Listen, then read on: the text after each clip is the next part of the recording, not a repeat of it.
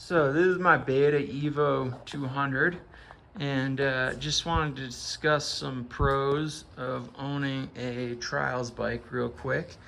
Um, versus say having a home motocross track.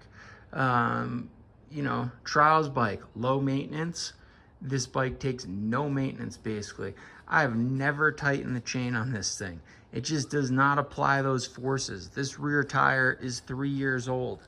Still in pretty good shape. It's about due for a new one. You can see I'm getting rounded there. But if I wanted to, I could probably run that tire for another 5 years. Never rebuilt the suspension. I've only changed the air filter a few times.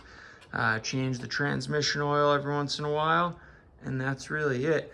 You're talking about that versus, say you have a home motocross track and you're riding 4 days a week. I ride 2 to 3 days a week, and I am putting unimaginable hours and money into this bike.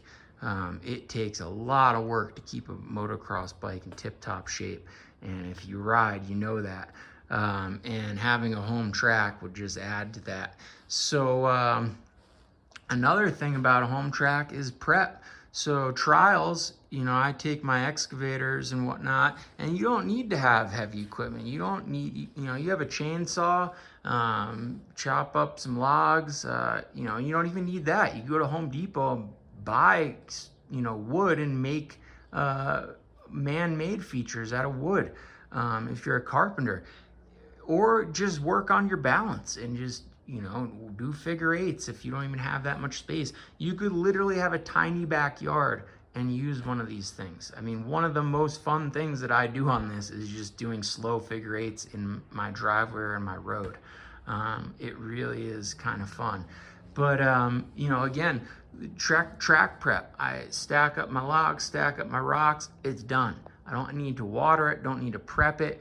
None of that stuff. It would be beyond annoying to have to get in a machine and work for 2 hours before I ride. That's why I like living near Thunder Valley, a national caliber track that I can go to that's prepped and watered and ready to go.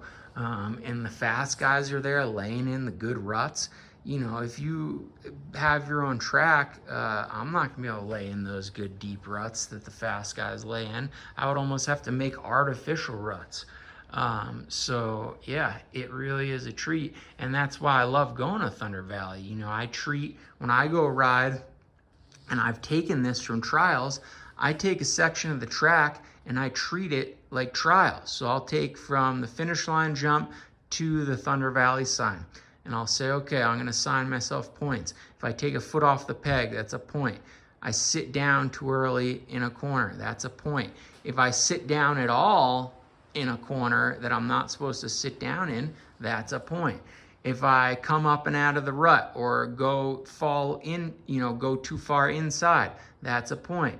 If I dab a foot, I'll give myself 2 points. If I fall in the corner, that's 5 points. And then, you're only doing section work. So, that takes down the intensity. When you go out there and you pound 30-minute motos, as you get more tired, you're hitting these obstacles, things happen and your reactions become different as you become tired. And it just creates issues. And I'm not dogging on that at all. That we need those guys out there doing that. We need those next generation of racers.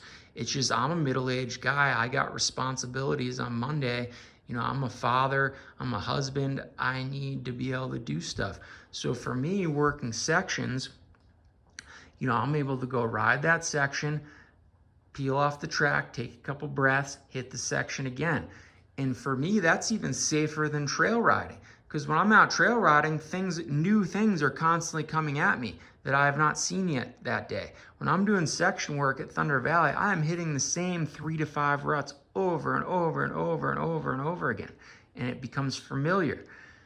And that just helps me, minimize the risk. And some days I throw in jumps, some days I don't hit jumps at all. And I'm, comfortable jumping. I'm happy to hit jumps when I'm feeling hitting jumps. It's just some days I just want to minimize my exposure to certain things. Maybe some days you go to Thunder Valley and there's a big kicker. You know, they don't always take care of their jumps there.